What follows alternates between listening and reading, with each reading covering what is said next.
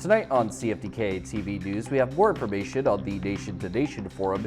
The NDP is heavily criticizing the Conservatives for something that they did not do, and the RCMP have put forth some very serious accusations towards India's government.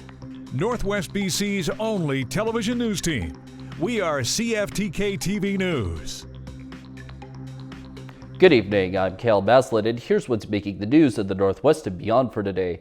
According to some recent figures from the BC Northern Real Estate Board, Terrace and its surrounding area saw its real estate sales done through the multiple listing service go through a decline.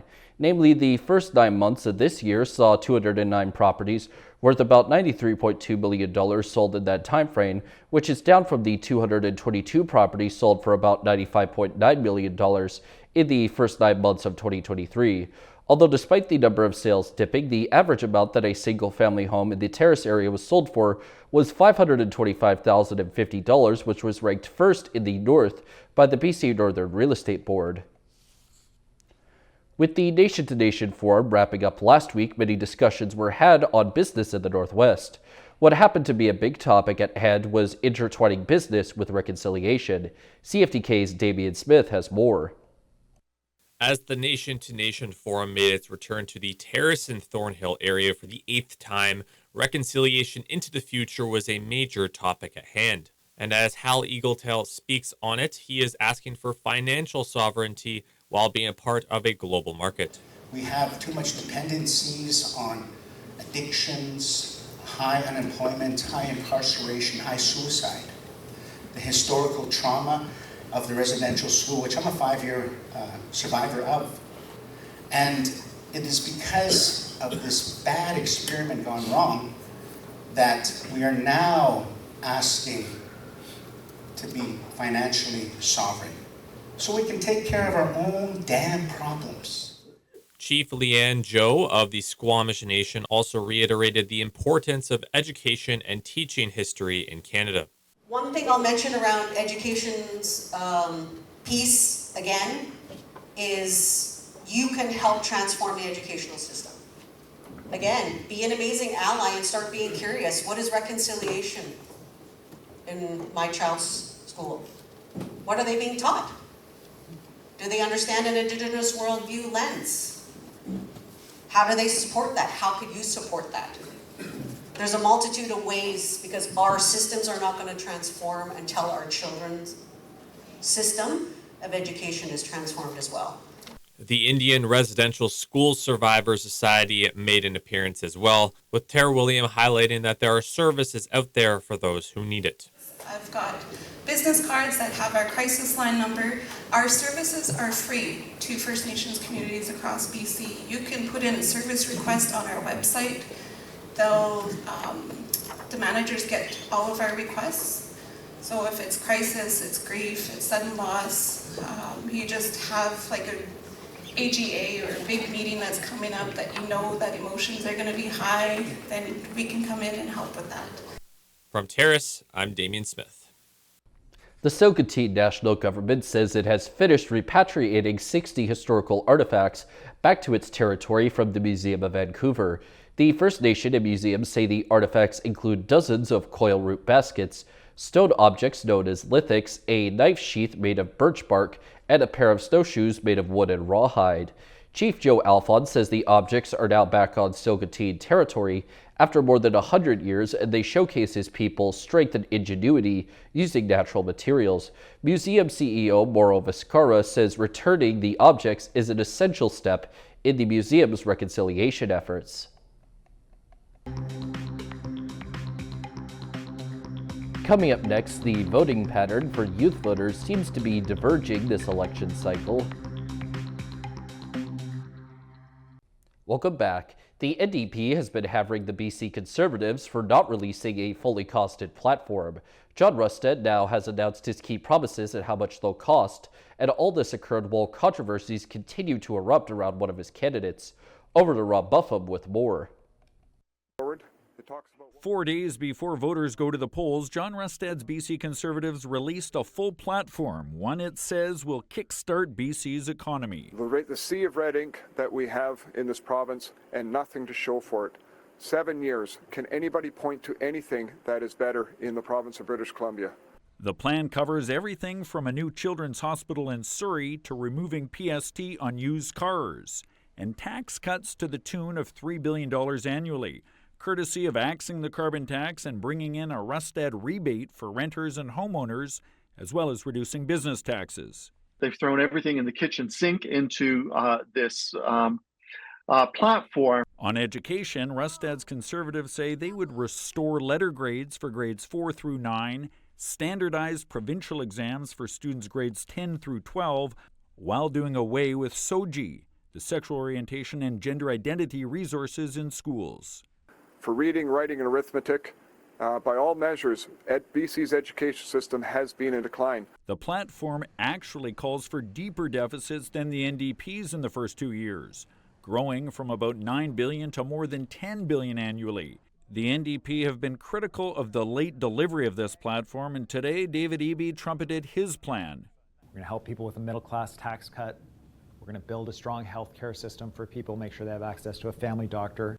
Rustad reiterates he won't cut health care funding, only add to it, and says there are no new taxes.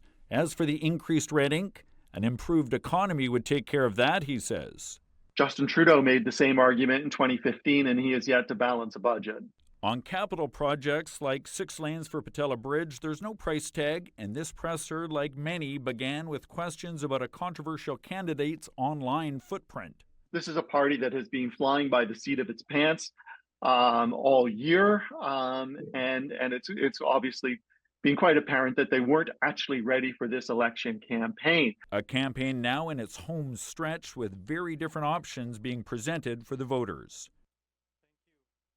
Vancouver Little Mountain is one of 6 new BC ridings this election. It's one of the province's most rapidly developing areas, but housing affordability is a key issue. The top 2 candidates there are already familiar to Vancouver residents, but whoever wins, the riding will be sending a rookie MLA to Victoria. CTV's Ben Bilger reports. Featuring multiple rapid transit lines, Vancouver Little Mountain is a riding in flux as single-family homes make way for towering residential skyscrapers. Not surprisingly, candidates say housing affordability tops the list of voter concerns. Really proud of the work that I've done in northern communities for First Nations in BC. During a 20-year career in disaster management, Green Party candidate Wendy Hayco has seen the devastating effects of climate change on communities. But this campaign, she's also focused on building a different kind of resiliency, one that creates affordable places for people to live. I think the opportunity here in this riding to bring forth non-market housing where it's cooperative, where it's non-profit, is really going to make a difference in the livability going forward in this riding. BC Conservative John Cooper served more than a decade as a park board commissioner, and during the last civic election was briefly the nonpartisan association's mayoral candidate before abruptly resigning. The BC Conservatives did not make Cooper available for an interview for this riding profile. It was the most moving public hearing that I've ever been part of. A veteran of Vancouver City Council, Christine Boyle, says the Heatherlands development, in partnership with the 3 local host First Nations, is a model for how mixed-use housing developments can be done across the province. She wants to bring her experience in civic politics to Victoria. I've been working really hard for 6 years on issues that matter across Vancouver, including housing and transportation and climate action, and I know that I can get more done as part of the team with David Eby and the BC NDP. The diverse riding stretches from Olympic Village to 49th Avenue and spans parts of the east and west side. No matter who wins, Vancouver Little Mountain will have a rookie MLA in a riding quite literally on the rise. Ben Milger, CTV News, Vancouver. With just a few days to go until the election, we'll take a closer look at one group that seems to be going against the voting pattern that's more typical for that age group. CTV's Abigail Turner reports further. Most young people traditionally lean towards progressive parties in BC, but this time... What's different about this election is the group that is sort of flirting between the NDP and the Conservatives is the young cohort. Young adults make up a significant portion of BC's population. With a race so tight, every vote matters. Conversations surrounding politics can sometimes be off-putting to some youth. I think, the technical jargon and some of the issues are really complicated. But at a time when young people are reportedly leaving the province at a faster rate than ever before, experts say many are looking to political leaders for a sign of hope. Go to the grocery store and buy groceries. We see the rising cost of things like that. A lot of us are scared we can never afford a home. Young people have also raised affordability concerns over post-secondary education. And with a labor shortage in many sectors, students want support. You can't have people working as social workers. You can't have people working in healthcare. You can't have people working in construction if you're not taking them to school. And the big thing is the cost of education. 18 to 24-year-olds traditionally have a higher voter turnout rate than 25 to 34-year-olds. When you're 18 to 24, that's the one where you're really motivated and you come out to vote. And this is exciting and this is great. And I'll knock on doors and my friend is running for this party. It's the second election where they get really depressed. When you're 25 to 29, it's like, oh, politics doesn't work, everybody's the same. In 2020, approximately 1 in 5 young adults cast a ballot. And with an election days away, experts are eager to see if more young people will head to the polls. Abigail Turner, CTV News, Vancouver. Turning to tonight's weather, the north coast will be home to some showers plus a low of 8 degrees. The Terrace-Kitimat area will see showers of their own and a low at 4 degrees. And the Bulkley Valley and Lakes District should instead see a few clouds where their low sits at -3 degrees. On the north coast, the upcoming week will deal with only rain for a while before maybe seeing some sun at the end of the week while the high shifts between 13 and 7 degrees. In the Terrace-Kitimat area, the week for them will see only rain and clouds the entire time as their high bounces from 10 to 6 degrees. And in the Bulkley Valley and Lakes District, the next week or so shall be home to possibly a little sun to begin before transitioning to exclusively rain, clouds, and maybe even a little snow while the high jumps from 10 to 3 degrees. Checking out the highways now, visit Drive BC for the latest and up-to-date conditions, and as always, drive safe out there. On Highway 16, there is a geotechnical investigation, roadside brushing, utility work, construction work, shoulder maintenance, water pooling, bridge maintenance, other maintenance, and paving operations. On Highway 37, they have some water pooling, bridge maintenance, roadside brushing, and slippery sections. And there is some construction work on the Nishka Highway. And this is what the roads were looking like this afternoon around the region from the view of the province's highway cams.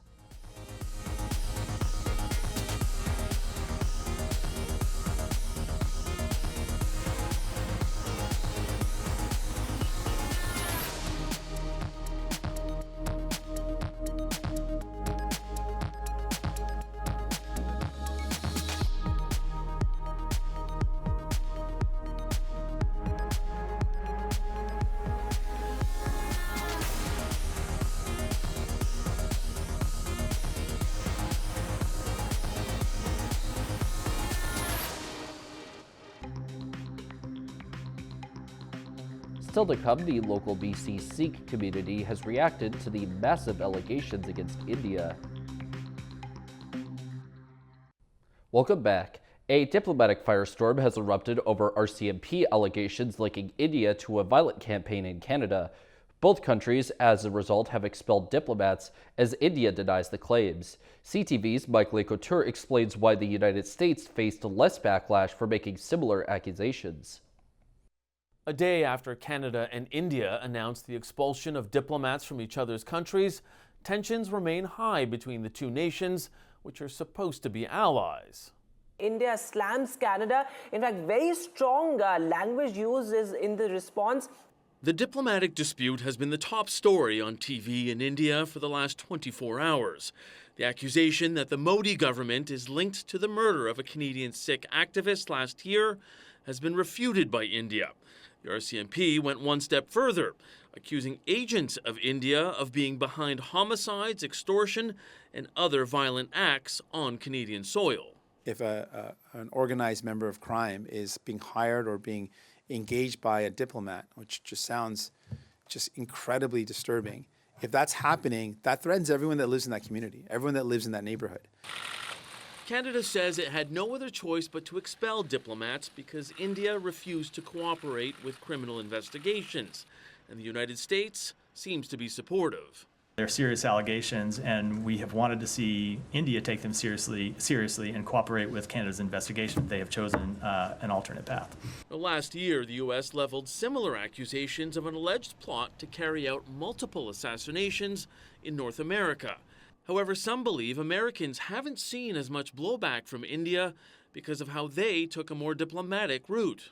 They have Indian officials now en route to Washington to discuss a similar situation that unfolded in their country. By going public, we have really blown this out of the water. Both Canada and India have downplayed the impact this dispute could have on trade between the two countries, which was worth $11.5 billion last year. However, Trade Minister Mary Ng said in a statement, "We must consider our economic interest with the need to protect Canadians and uphold the rule of law."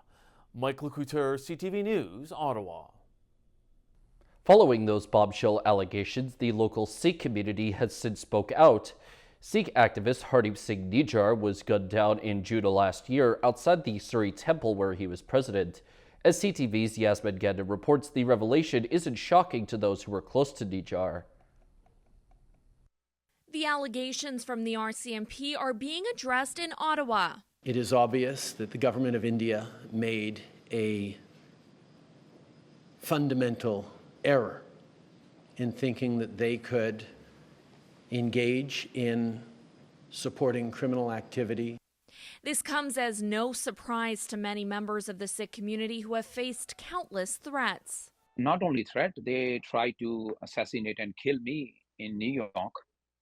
The RCMP say in the past year they've warned more than a dozen people in Canada, all connected to the Sikh separatist movement or the creation of Khalistan in India. Shooting at Canadians' homes, killing Canadians, shooting at Canadian businesses, shooting at Canadian communities. Moninder Singh has been in regular contact with the family of Hardeep Singh Nijjar and knew him for over 15 years. Nijjar was gunned down outside this temple in Surrey in June of last year, where he was president at the time. It's bittersweet in a moment as well that, we had to lose such a respected and beloved leader in our community in Hardeep Singh for this day to kind of show that India is actually doing all of this type of clandestine activities within Canada. 4 Indian nationals have been charged with his killing. The update has now shed further light on the case. The use of organized crime to create perception of unsafe environment targeting the South Asian community in Canada. Premier David Eby addressed the investigation on Monday.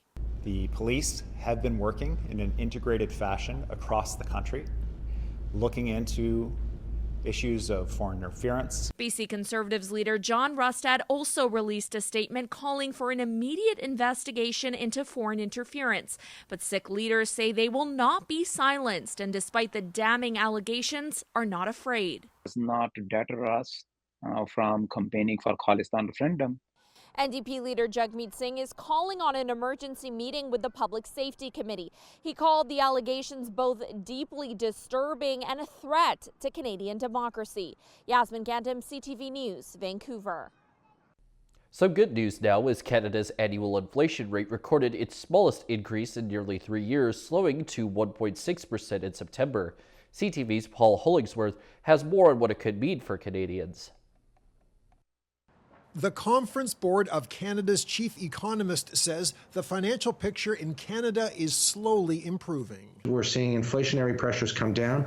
We have seen the labor market really weakening off in the last number of months, except for the latest month, the very latest month, where we saw a kind of resurgence in employment numbers. The focus will now shift to the Bank of Canada's next interest rate announcement on October 23rd. It's possible that the bank acts more aggressively and lowers rates more quickly. Canadians are still facing tough financial pressures to put a roof over their heads. Rent prices increased 8.2%. Mortgage interest costs in September were up 16.7% compared to September of 2023. As for the cost of food, you got to go wherever you can get the best deals. Groceries rose 2.4% in September, a faster climb compared to the overall rate of inflation. This shopper is not finding many cheaper deals. I don't see it. I don't see it at all. Sylvain Charlebois says it's difficult to predict when food prices will drop. There are two main factors keeping the cost of groceries from climbing even higher. Energy costs and our dollar. Those are the two things that are keeping food inflation at bay. If, say, a barrel of oil would have actually gone up to over $80 or $90 because of what's going on in the Middle East, we would have been in trouble. Canadian consumers are also getting a break at the pumps. Gasoline prices in September dropped 10.7% compared to 12 months earlier. Paul Hollingsworth, CTV News, Halifax. And now we turn our attention to the stock markets. The Canadian dollar is up 18.10 cents. The price of gold is up $12.40. Oil is down 19 cents. Natural gas is down 13 cents. Aluminum is down $44. In Toronto, the TSX is up 122.12 points. The Venture Index is up 6.22. In New York, the Dow Jones is up 337.28, and Nasdaq is up 51.49. Still ahead with Thanksgiving having gone by, the next thought for retailers is the holiday shopping season. Welcome back. Now that Thanksgiving is past, retailers are looking to the holiday shopping season, hoping it'll be profitable. A new survey finds consumers are concerned about housing costs and credit card debt, but still plan to spend over the holidays. CTV's Pat Ford reports. It won't be long before shopping malls are decked out in holiday decorations, hoping to put consumers in a spending mood. A new survey from Deloitte Canada finds holiday spending is expected to increase by 10% to almost $1,500 this year. Despite some shoppers spending more, many will be looking for a bargain. I'm going to try to spend about the same, but try to get more bang for the buck, basically. You know, you look around a little more. I think you just kind of budget and you maybe do without some other things in order to be able to give gifts to the people you love. With consumers looking for deals, many say they'll wait until Black Friday, which this year falls on November 29th. The competition is going to be fierce. People are waiting till Black Friday because they're expecting those deals. In fact, 42% of Canadians think the best deals will be on or around Black Friday. The survey found more Canadians plan to be charitable this holiday season, with donations up 35%, and travel spending is expected to jump 20% as more people say they plan to be away over the Christmas holidays. Less gifts to buy, and I prefer to make memories and spend money on material things. Trying to go away for the holidays as well, just to escape some of this expense. Almost half of all shoppers will be buying something online, with 71% picking up something from Amazon, but now the #1 online retailer will have some added competition. The survey found that 30% of consumers plan to use the newer online shopping options of Temu, Shein, and Alibaba. You know, the prices are really, really low. So not only are they new and exciting and inspirational for shoppers, but they're also very good value. Many shoppers are growing increasingly concerned about data breaches and their privacy. The survey found more shoppers are concerned about handing over their personal information to stores in case their account gets hacked. Pat Foran, CTV News. That's our news for now. From everyone at CFTK-TV News, I'm Cale Naslund. Thanks for watching.